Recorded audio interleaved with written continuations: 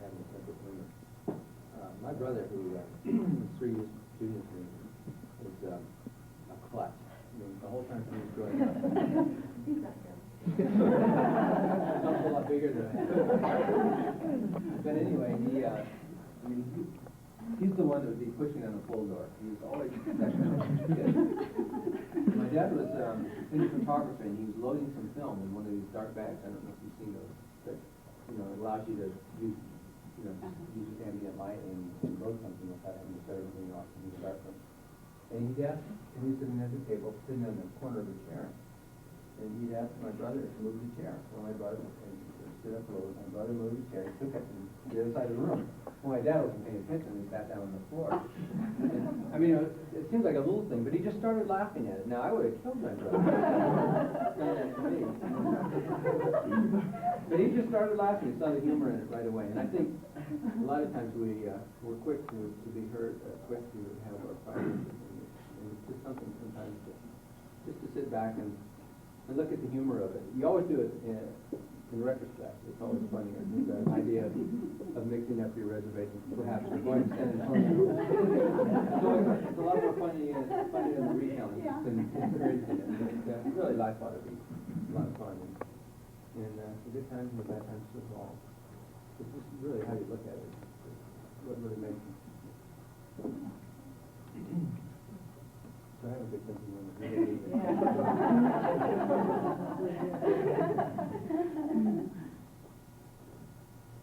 Come on. Whoa, you thought you were safe.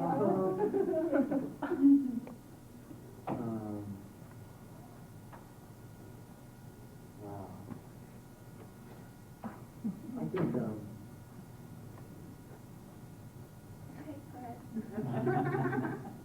I'll listen to it. I think like my mom said, I think like one of the best things to do is just get close to the nostril and to read these scriptures. That helps me all the time.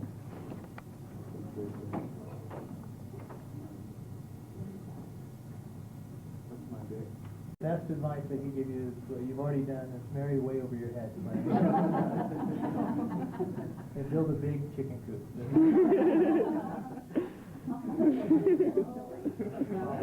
Do you have any advice?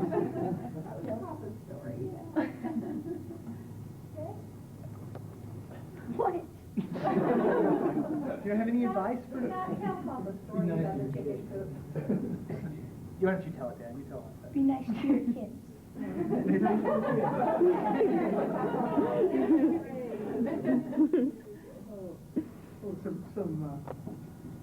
this small town, the elders were talking, and they said, there just aren't many people around here who are the boss of the family.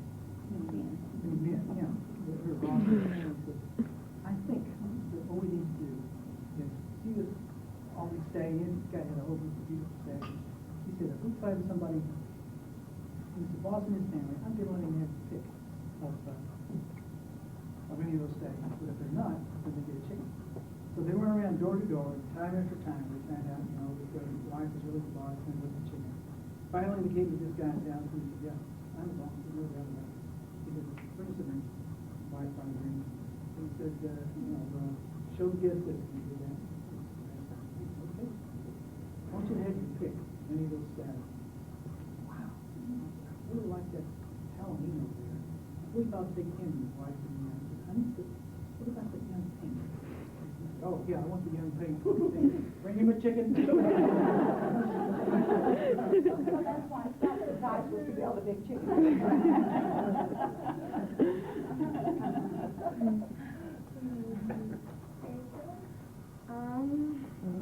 I think I don't know anything from experience, but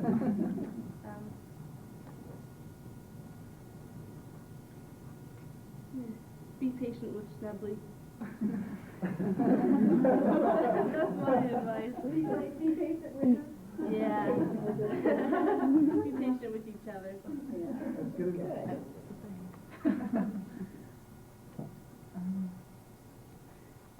Think.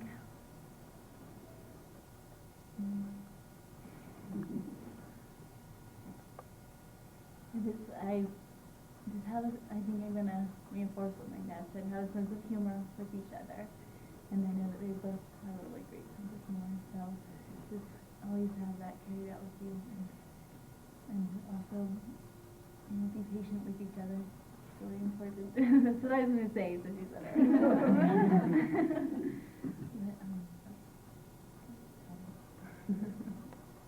Trey, I hope you don't mind if I steal some advice that you gave to me on my wedding day, and I've remembered it ever since, and it's really true. I never knew what true happiness was until I got married, and then it was too late. To figure it out.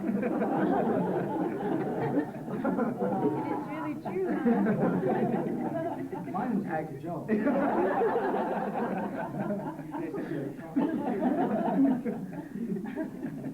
No, what a couple of other people have mentioned already, I think is so important is having a sense of humor, and you're going to need a sense of humor especially.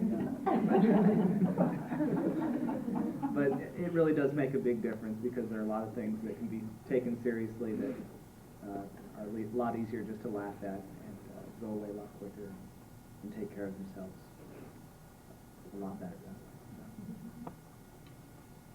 Mm. And I love my wife. Yeah, right.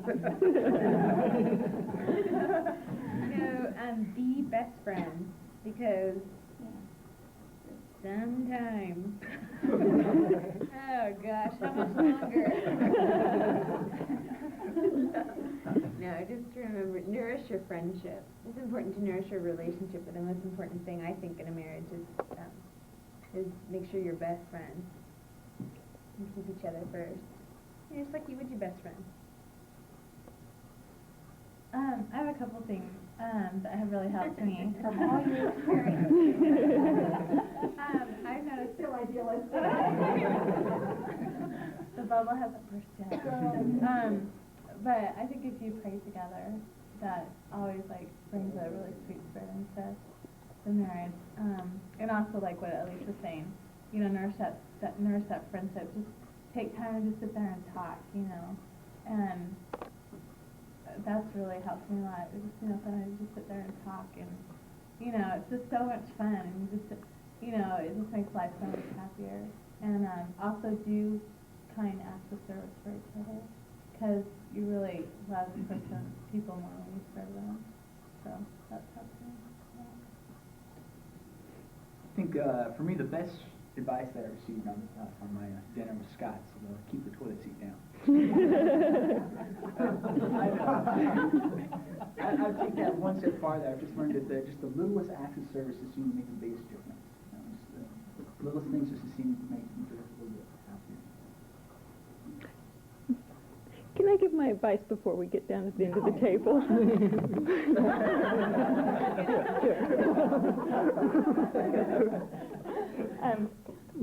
My advice is to go on a date once a week if you can, and it seems that that's an easy thing to say, like for us now that Scott's employed and things, but we've tried to go on a date once a week even when we were starving BYU students and when we were at Stanford, and you just when you get to where you have kids, you just find other friends with kids that are in the same poverty condition, and you just swap, and all through Stanford there were friends that we just swap off with, and one night was their night, the next night was ours, and it just makes a big difference to think that you're not finished dating now, but that you're just starting, and that your whole life you'll go out, and there'll be times when you go out and you don't spend any money because you don't have any money, but you're still out on that date spending that time, and you're in the habit, and someday, the time will come when you don't have to go to the dollar movie and see the movie that everyone else saw several months ago, but I think that's a real important part of just, no matter what you do or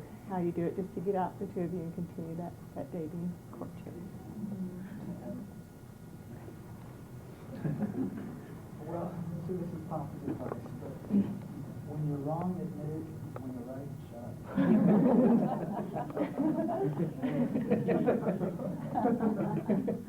Key is communication, I think. Always at least pretend to be. Turn off the TV altogether.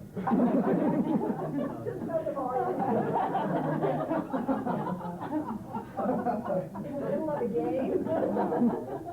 Especially in the middle. Especially in those downstairs.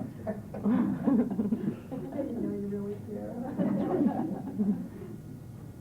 Well, Clint's already done the main thing that all my sons have done. They've followed their father's example and married above himself.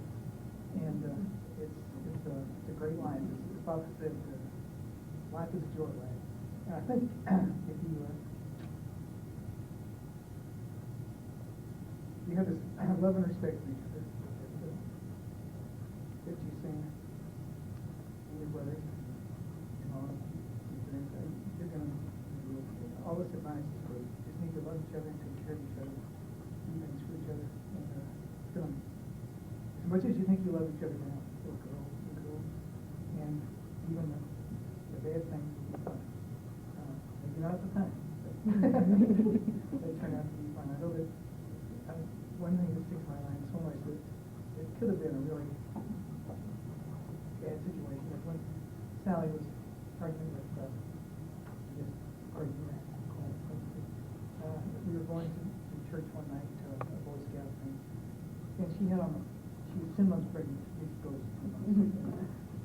She really gets large, and she had on the people coming through the store and hadn't seen me 4 years. She had on a full-length dress, and she wasn't feeling well, and I had on a suit. We were going to this little church, our chapel was down close to the lake, and it was in February, and a storm was coming up, and I wanted to check on her sailboat. And so I talked to her into stopping here, let me check on the sailboat before the storm came. And there was a long pier going out to where the sailboats were all done. And I said, come on, walk out there with me. She said, oh, it's cold, miserable, so I didn't feel better. Come on. And so we're walking out there, and the wind's blowing, and the waves are chopping, and she can't see because the lights are right in her eyes. And she said, Lynn, I can't see, this is scary. And he was working on his, and he comes, don't worry, honey, I've got you. Bywords. And so we're walking out this long pier to where the gate is. And I let go of her arm. I said, don't worry, you're right in the middle. And I let go of her arm for just a minute to undo the combination line. And she took a step back and disappeared. Which incidentally I couldn't have done if I were in the middle. Anyway, it scared me to death. She was gone. Finally, she came up. And I grabbed her and trying to pull her out was like trying to pull the Queen Mary. So I jumped in, got underneath her, and rolled her up on her. And we got out, and we sat her on the deck, and started laughing. Cold, miserable, and we were laughing so hard.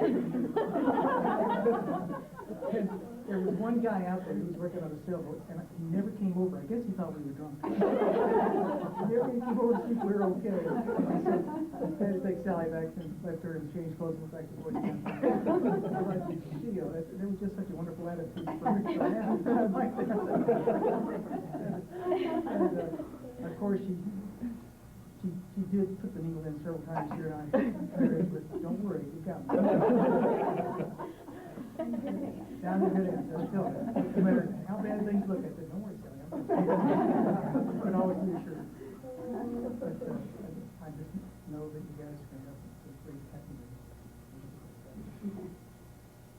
Well, in our family, the boys were always divided into the big boys and the little boys. Kendall, who was really in the middle, got counted with the big boys. And Creighton and Clint were always referred to as the little boys.